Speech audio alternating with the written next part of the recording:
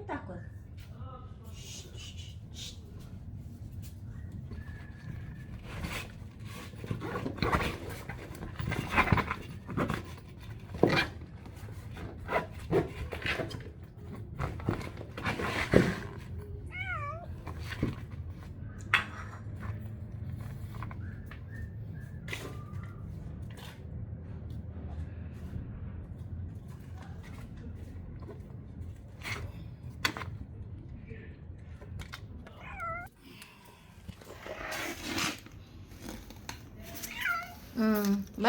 Balik ka na sa owner mo, ha?